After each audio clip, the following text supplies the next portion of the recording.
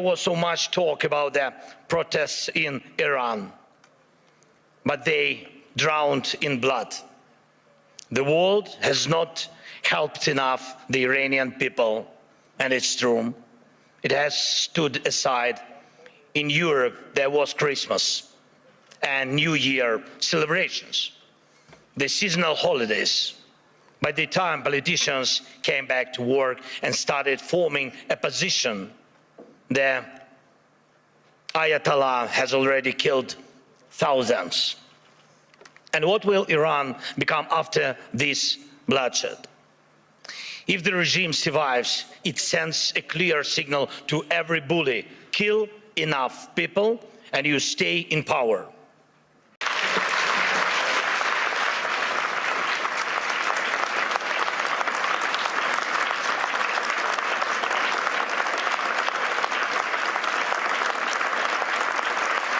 This is my video update on this Thursday afternoon, June the 22nd, coming to you from Larnaca, Cyprus. Let's talk about some news. A very windy Larnaca, Cyprus. Let's see how the audio turns out on this video.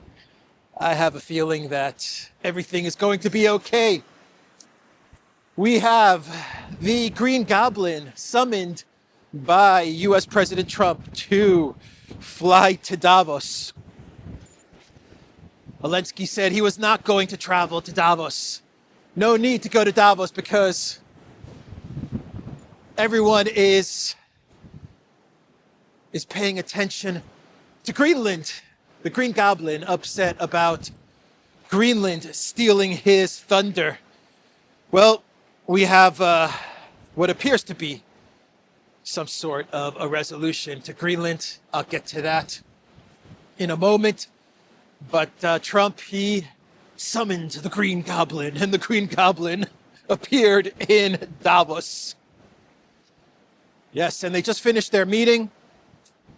I don't have any details of what was discussed. There haven't been any reports released just yet about what was talked about between Trump and Zelensky. I believe the meeting lasted for about an hour. Zelensky wanted to go to Davos before the whole Greenland thing blew up. He wanted to go to Davos, and the plan was that Zelensky, along with his European cool kids, they were going to press Trump to agree to an $800 billion investment in Ukraine over 10 years, as well as US NATO-like security guarantees. But all of that was ruined by Greenland. Greenland, Podolyak, that's Greenland. But now we have a meeting all wrapped up between Zelensky and Trump. So let's talk about Greenland. And Trump met with NATO CEO Mark Rutte, and they agreed to some sort of a framework deal when it comes to Greenland. You may be asking, well, wasn't Denmark or Greenland also in on that meeting as Trump and Rutte agreed to some sort of a framework for Greenland? Nope. Denmark and Greenland were not present at that meeting. It was the United States negotiating with NATO, which is effectively the United States. The United States negotiating with the US-controlled NATO on Greenland. Yeah. And Denmark's mad, at least publicly. They're upset.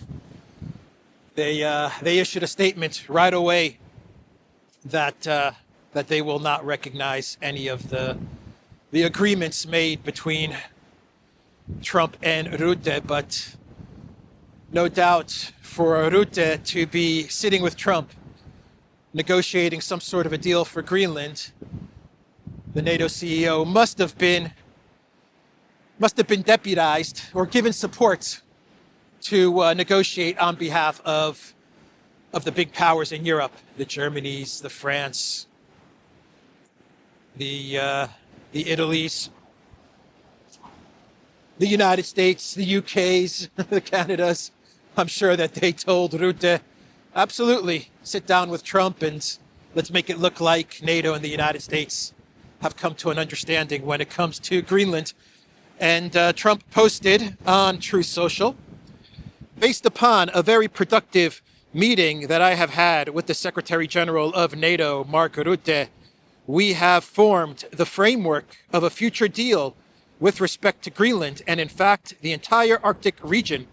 This solution, if consummated, will be a great one for the United States of America and all NATO nations. Based upon this understanding, I will not be imposing the tariffs that were scheduled to go into effect on February 1st. Additional discussions are being held concerning the Golden Dome as it pertains to Greenland. Further information will be made available as discussions progress. VP Vance, Secretary of State Rubio, Special Envoy Witkoff, and various others, as needed, will be responsible for the negotiations. They will report directly to me. Thank you for your attention to this matter. President Donald J. Trump, President of the United States of America. So there you have it. The United States and their NATO subsidiary negotiating on Denmark. The threat of 10% tariffs on February 1st and 25% tariffs in June. Forget about all of that. Trump is walking all of that back. I don't like it.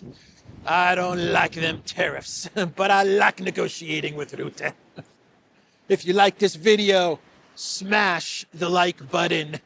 If you want to subscribe to this channel, please subscribe to this channel and share this video. So Trump was asked by a reporter as he's sitting next to Mark Rutte, and they've just finalized this framework deal for which Denmark and Greenland were not a part of and have already rejected. He was asked about Denmark's very quick statements saying that they do not accept these negotiations between Rutte and Trump.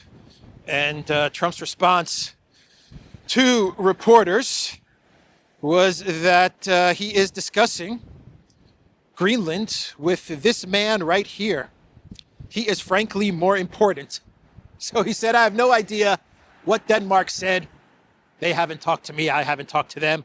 But then Trump says, I'm discussing the whole Greenland thing with this man right here, Mark Rutte. And he's more important than Denmark and Greenland. Mark Rutte is more important deciding about Greenland than Greenland and Denmark. Okay. So what was the agreement? Well, the framework deal, which has not been signed or anything like that. This is just a discussion, an understanding, a deal between two great leaders. One of those leaders being Mark Rutte, the other one being President Donald J. Trump. They agreed to model a Greenland solution after Cyprus and the British bases, the sovereign British territory and the British military bases that are located right here on Cyprus. Not very popular military bases or sovereign British territory that is here on the island of Cyprus, but Cyprus retained its sovereignty, even though it has these British territories, these overseas territories is what they're considered, and they're looked at as part of the UK, right? And this is what the Greenland solution is going to be modeled after, according to the early reports. From the account of the Kobesi letter, breaking initial details on the Trump-Greenland deal have emerged. Involves small pockets of land for the U.S. U.S. involved in Greenland mineral rights. Duration of the deal has an indefinite time frame designed to block Russian influence in Greenland. U.S. Golden Dome system will be involved. Opens door to U.S.-backed infrastructure investment. Trump is looking to secure land, minerals, and defense in one deal. So there's the mineral component. There's the military bases. And these are going to be given to the United States.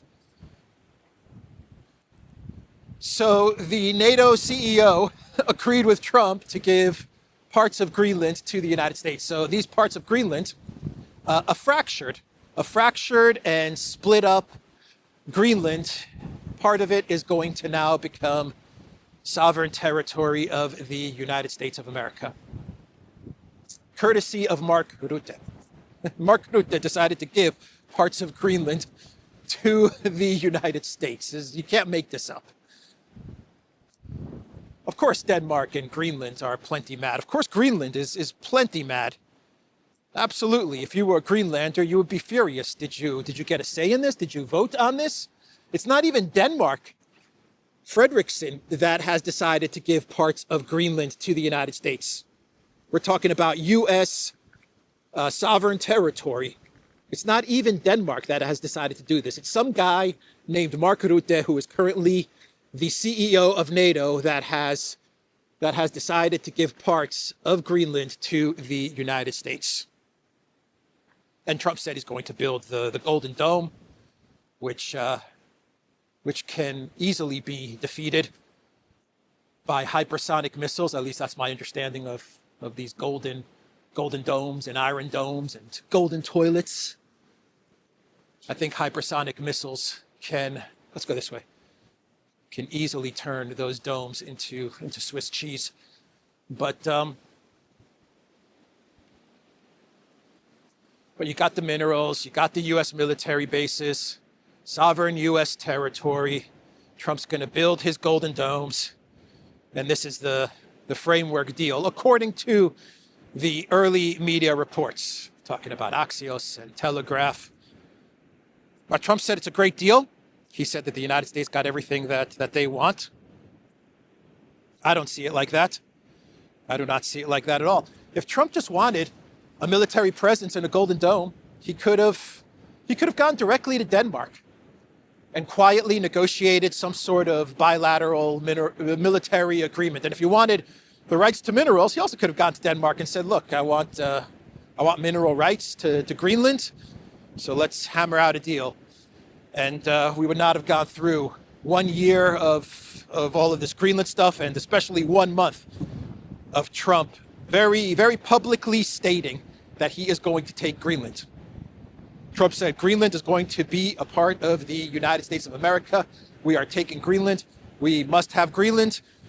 Well, he's taken parts of Greenland. So now you have a Greenland that is fractured, that is divided up, without any say by the actual people who live there, or any say or input by the actual government of the country. And Trump thinks this is a good deal. A once peaceful, quiet, stable Greenland that not many people talked about, hardly ever made the news, Greenland, and now you have this medium to long-term problem. Because the Cyprus model is not a solution. Trust me, I know. Trust me, I know. This Cyprus British military bases solution that Greenland is modeled after is no solution whatsoever. The great deal maker, everybody. So that's the update on Greenland. Of course, Trump can wake up tomorrow and he may decide that he's changed his mind, right? I said this in a video a couple of days ago. Don't be surprised if Trump agrees to some sort of a solution once the Europeans sit down with him, once NATO sits down with him, Mark Rutte and then Stubb and all of these guys. once they talk to Trump, don't be surprised if he comes back with some, or if he agrees to some sort of weird solution, or walks back all of his take Greenland, capture Greenland talk, even threatened Greenland militarily. And sure enough, what's happened is exactly what I said a couple of days ago, and we have this kind of weird agreement, and it's not even an agreement. It's not even a signed agreement, and that's where we are with Greenland.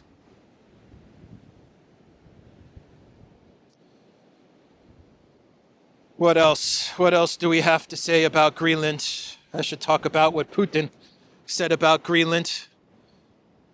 Politico says Trump says he won't impose tariffs after reaching Greenland deal framework. The deal eases tensions over control of Greenland, which Trump has aggressively sought to wrest control of from Denmark.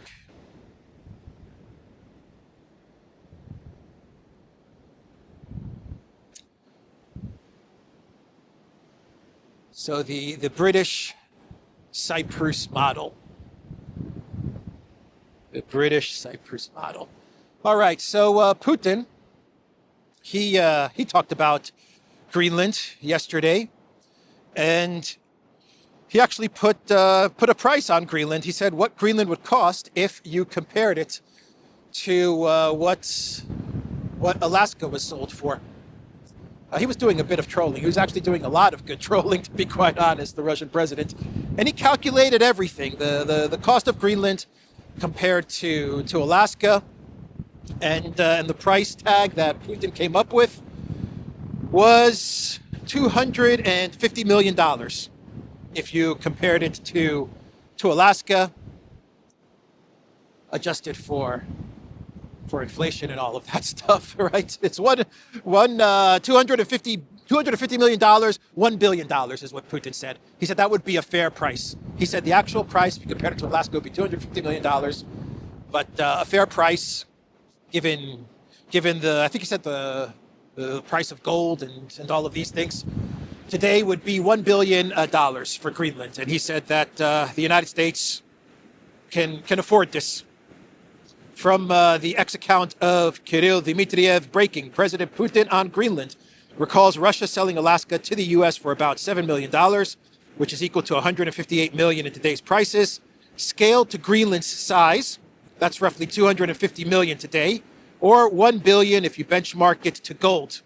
He says this price is probably affordable to the United States.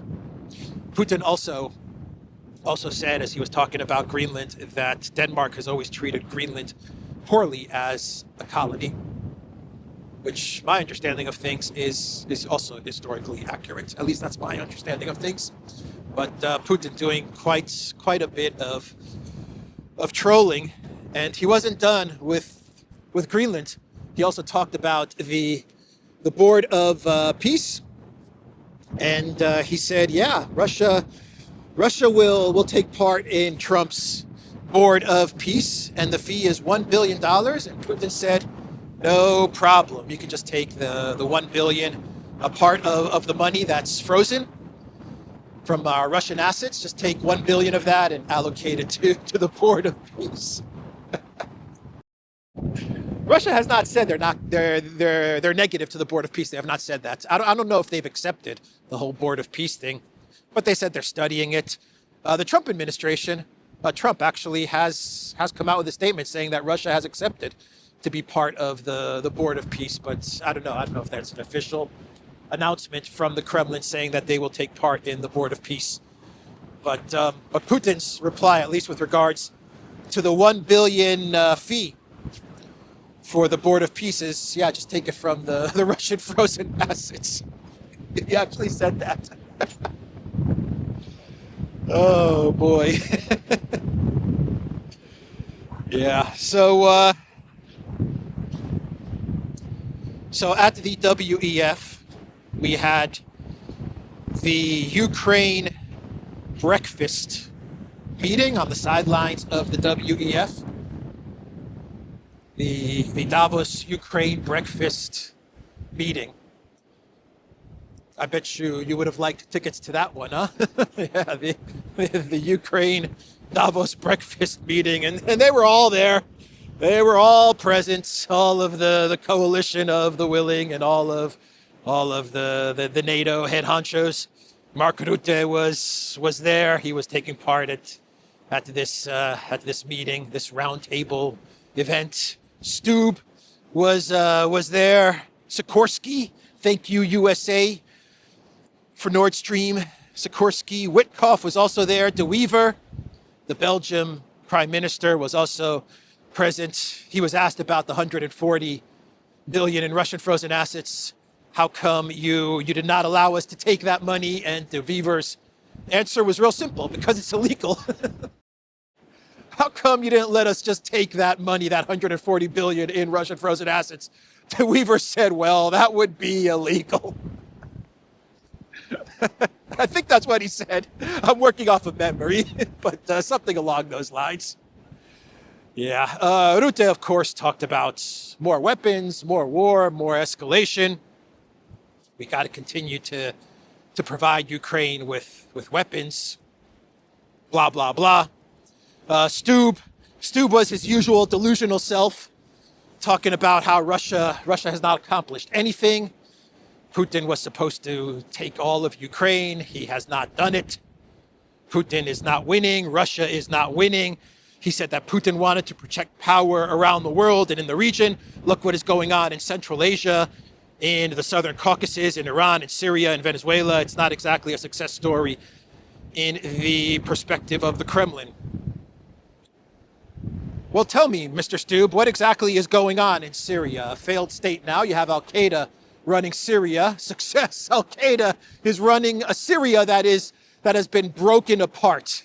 And you currently have a conflict in Syria, and the Kurds have been completely demolished. Yeah, real success story, that's Syria. Venezuela, what's gone on in Venezuela? Maduro has been kidnapped, and you have a Chavismo government in Venezuela, still there.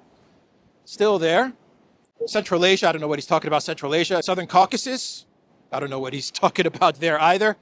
Iran, 12-day war. Who came out ahead? We'll see. They're trying to get a regime change in Iran. They came very close, but we'll see what will happen. But all of this stuff is not like under the control of Putin, Mr. Stube. Anyway, this is the delusional Finnish leader, Mr. Stube. The leader of the Netherlands, Dick Schoof, whatever his name is. He was asked about Ukraine entering the European Union, and Mr. Dick Schoof said that it will take a couple of years. We have to be honest about that. We do not want to destabilize the European Union by bringing in a country too quickly. Yeah, you don't want to bring in a country too quickly like Ukraine into the European Union. It'll destabilize everything. So just keep on sending money and weapons. You don't want to destabilize things, right? Right, leader of Netherlands? Yeah, okay. All right. And Steve Witkoff, he was speaking at this breakfast event.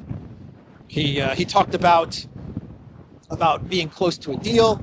He talked about how he's heading to Moscow, very close to a deal, and he also talked about this tariff-free zone, this economic zone that Trump came up with in the Donbass. He said it's going to be an amazing thing if this comes about. This tariff-free zone, it'll be a game changer. There will be many businesses, much investment coming to this trade-free zone in the Donbass. All these collective West leaders, they're still negotiating amongst themselves, right? They're negotiating all of Ukraine, everything about Ukraine between themselves. They're not even considering Russia's terms, what Russia has said, 1,000 times what Russia has said, all the statements that Russia has made. They don't even think about that stuff. They're just having these meetings, these breakfasts at Davos, and they're talking about all of these solutions and free trade zones and failures of Russia, right? In their own Davos world. They are in their own Davos world. I wanted to say something about going back to Greenland, about Trump in the United States. We went through this whole thing with Greenland. so that Trump can also expose the disunity of the collective West. Was he trying to do that? Was that part of the plan? Yeah, he exposed all of the disunity and fragmentation and anger in the what was thought to be united collective West and the transatlantic partnership. We're friends, we're best buds. The transatlantic partnership, we're allies to the end, partners to the end. Trump comes along and says, I'm going to take Greenland. 10% tariffs, 25% tariffs. We hate you, Trump. We don't like you, Trump. They wouldn't even say Trump. We don't like the ally that is trying to do these things to us. There's an ally that is trying to do some stuff to us, and we're not going to appease that ally, but we're not going to say his name. It's like Beetlejuice. Don't say his name. Don't say his name. It's just an ally that's trying to bully us. And then Trump walks everything back because he spoke with Mark Rutte, and Mark Rutte is going to give him a piece of Greenland or pieces of Greenland. Okay, all is good now. Oh, boy. Even the vassals are questioning their master. Good job. Even the vassals are starting to question things. You got Carney in China making deals, and then Trump is not happy with Carney. He is not happy at all with Carney. But you know what? Carney said, man, this guy is chaotic. He is chaotic. I better get on a plane to Beijing, make some deals that are predictable, stable. Anyway, all right. So that is everything about the Ukraine breakfast in Davos, breakfast at Tiffany's, Zelensky in Davos, and Klitschko in Kiev. And according to Klitschko, he has not spoken with the Green Goblin in something like 4 years. In 4 years. And the number of residents in Kiev who have fled the city as of this month is 600,000 people. No heat, no power, toilets and plumbing freezing up. Nobody can tolerate such conditions for very long.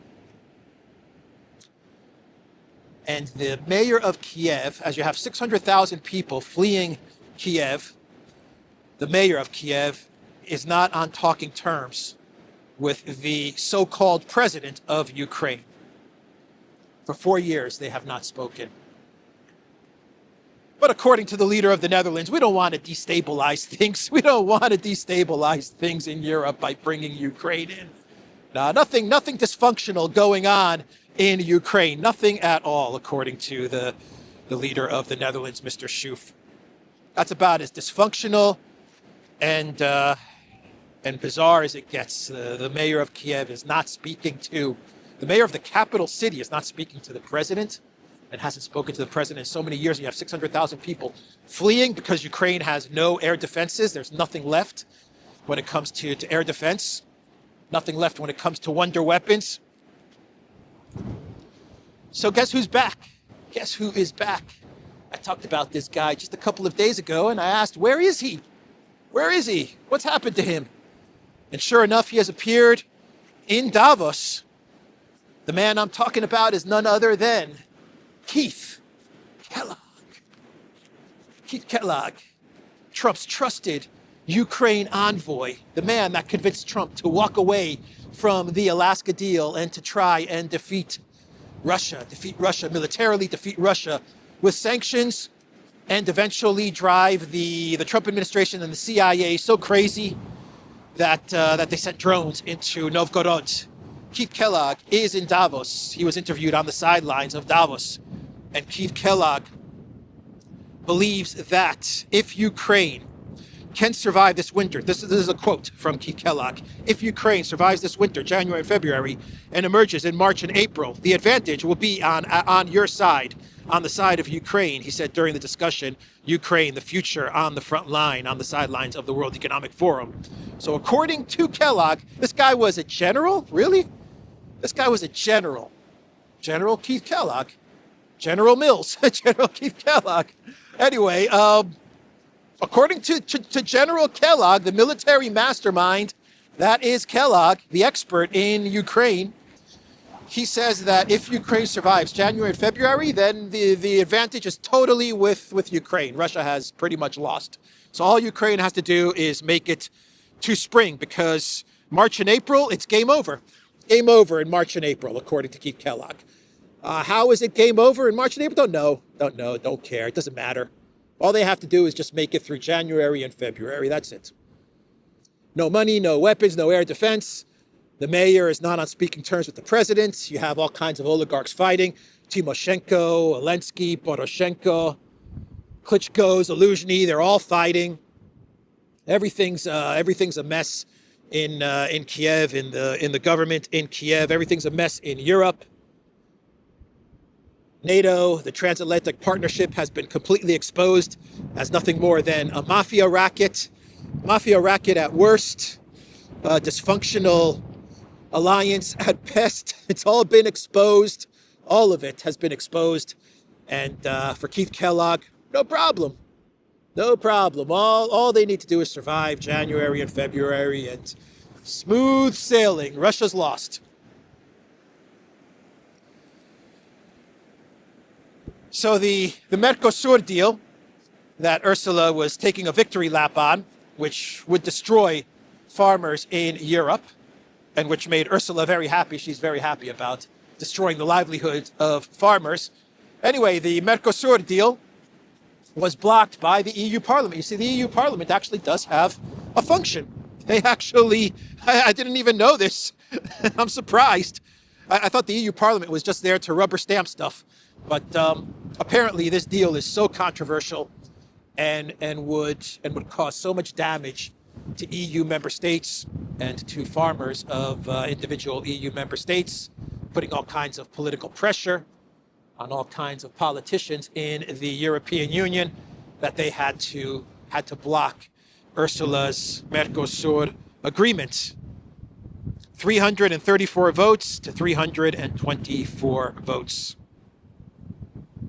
So it goes to the ECJ, and I think they're going to make the final decision. I imagine they're going to approve it with regards to her Mercosur EU cooperation with various countries in South America. And BlackRock Mertz, he's very upset that the parliament has decided to block the Mercosur deal. He is so upset that he is now shouting and yelling for the parliament, for the European Union to just ram through this Mercosur deal. Just ram it through. Just approve it and ram it through. BlackRock Mertz is not happy with the fact that this Mercosur deal has not been approved, which would ruin farmers and most likely drive the farmers to sell their land. So I wonder why BlackRock Mertz is not happy with blocking the Mercosur deal. Why is BlackRock Mertz not happy with the blocking of this deal? I wonder why. I just can't put my finger on it. Maybe it'll come to me. Mertz was speaking at Davos today. He was the headline speaker today at Davos. And of course, for Mertz, everything was about Russia. Greenland problems, all because of Russia. German economic problems, Russia. EU problems, Russia. Europe not getting along with Trump, Russia. It was all Russia for Mertz, all Russia. Yeah, that was Mertz speaking today at the WEF. The Wall Street Journal is reporting that the Trump administration is gearing up for a regime change in Cuba. They're actually looking for and identifying various people and assets that they could use, or they have been identifying people and assets that they can use to help them get this regime change in Cuba. This is all according to the Wall Street Journal. So when the Wall Street Journal is reporting on this today, that means that this has been in the works for many, many years, predating Trump, obviously predating Trump. But for the Wall Street Journal to report on this, to me, signals that the intel agencies are feeling very confident that they're getting very close to getting a regime change in Cuba, or trying to activate a successful regime change in Cuba. President Trump reportedly believes that ending the Castro era would cement his legacy. I thought his legacy was going to be cemented with Greenland. I thought it was going to be cemented with Venezuela. I guess it's now going to be cemented with Cuba. Marco Rubio's legacy would be cemented with Cuba, because that's Marco Rubio's pet project. Much of Venezuela was about Cuba. So anyway, that is what the Wall Street Journal is reporting. And let's do some clown worlds. I'm going to have to put the Board of Peace into clown world territory. A lot of people are going to probably be very upset with me, but I have to do it. I have to put the Board of Peace into clown world territory because the Board of Peace has been signed. It's official. We now have a Board of Peace. Trump is going to be the chairman of the board, according to various reports. Trump can even be the chairman of the board past his term as president. So even when he's not president of the United States, he will most likely be chairman of the board. I've already talked about the $1 billion entry fee. The videos that are circulating from the Board of Peace event at the WEF, or on the sidelines of the WEF. Trump says that everyone wants to be a part of the Board of Peace. But I don't know. I looked at the world leaders, and a lot of them didn't look too excited about the Board of Peace. That's just my guess. But anyway, it's been signed. The Board of Peace is real. It is now a reality. I think I've got the countries that have signed the Board of Peace bookmarked somewhere. Where do I have it? Here we go. Here we go. Man, it is windy. It is windy. So the countries that have signed the Peace Council Charter are Bahrain, Morocco, Argentina, Armenia, Azerbaijan, Belgium, Bulgaria, Egypt, Hungary, Indonesia, Jordan, Kazakhstan, Kosovo, Mongolia, Pakistan, Paraguay, Qatar, Saudi Arabia, Turkey, UAE, and Uzbekistan. Those are the first signatories of the Board of Peace. Trump, during his speech yesterday, he talked about all the conflicts that he solved. And once again, he messed up Azerbaijan. He called it Azerbaijan.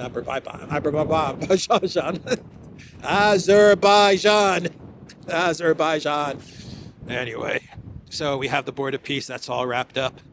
Chairman of the board, Donald J. Trump, thank you for your attention to this matter. And finally, one more clown world story to wrap up today's video. Things are very bizarre in Ukraine. Very bizarre in Ukraine. The ex-foreign minister, Kuleba, his wife was being interviewed, and she was asked about the power outages, the lack of heat, the lack of electricity. And she said that women should use their heated vibrator sex toy to keep warm, because she co-owns a sex toy business. I don't know if this is true or not true. I've seen a whole bunch of posts on X running with this story. I mean, she said it in the video.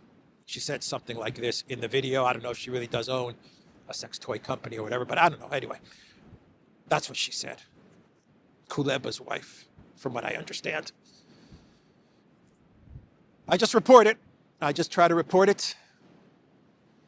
And that's it. I don't have anything else to talk about today. One day these are going to become grown-ups, right? I think so. One day. Maybe in 10, 20 years. All right. TheDuran.locals.com. We're on X. We're on Rumble. We're on Telegram. Duran Shop. 26% off all merch. 26. That's a 26. I will see everyone tomorrow. Substack. Check us out on Substack as well. That link is in the description box. Take care. And then after the war, which we won it big. Without us, right now you'd all be speaking German and a little Japanese, perhaps.